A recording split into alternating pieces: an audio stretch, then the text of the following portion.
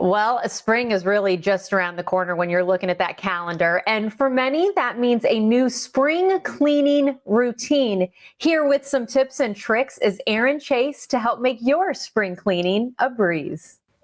Hi, thanks for having me on. I have an amazing spring cleaning strategy that's going to help cut the overwhelm and make these daunting tasks a little less daunting. And that is to go room by room, working from top to bottom in the room. And I'll share an example of what that looks like here in a minute. The other thing that I like to do to set myself up for spring cleaning is to create a cleaning caddy with all of my favorite cleaning tools like dusters and sponges and microfiber cloths and wipe and gloves.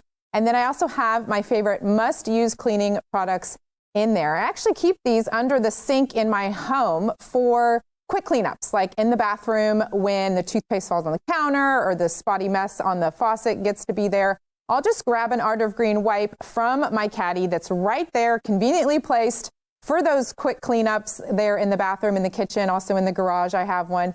And then I also will take the caddy from room to room as I am going through my spring cleaning. So an example of this top to bottom approach. Let's start in the kitchen. We have greasy mess above our stovetops, whether you have a vent hood or microwave in your cabinets. They're going to be nice and greasy up there. So I like to use Penalin Original. I will add 2 tablespoons into a 32-ounce spray bottle with water, spray it and wipe it down with a cloth. And the reason I like the Penalin is it's made with 5 times the real pine oil as other leading brands, which makes it magnifies its cleaning power, and it does a great job of removing the grease and the oil, especially around and above your stove. Once I'm finished up above, then I'll do the stove, get that nice and clean, the grates and the stovetop, and then I'll go down and wipe the cabinets off, wipe off the drawer pulls, especially like the silverware drawer where the oven mitts are. Those get nice and gunky, and the Penalin does a great job of removing the grease and the dirt there.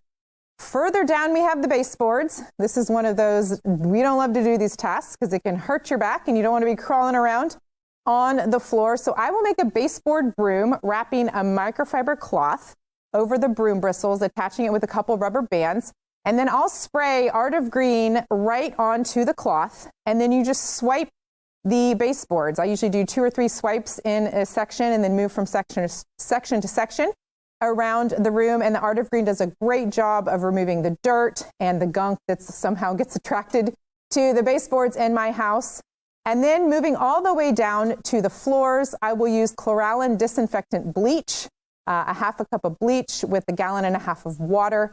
It does an amazing job of both sanitizing and getting your floors sparkling clean. And one more daunting place that's not in the kitchen, actually in the bathroom. You're going to do the same top to bottom approach in the bathroom. And when you get to the tub and your shower, the glass or the doors, get that soap scum.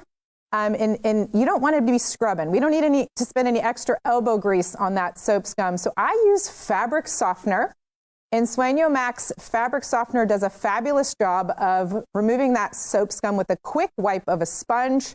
I'll add 4 parts water with 1 part in Sueño Max into a spray bottle or just a bucket and just wipe that clean and rinse it with warm water. And then you have beautifully clean glass doors or tub. For more great information about these products, you can visit allenusa.com.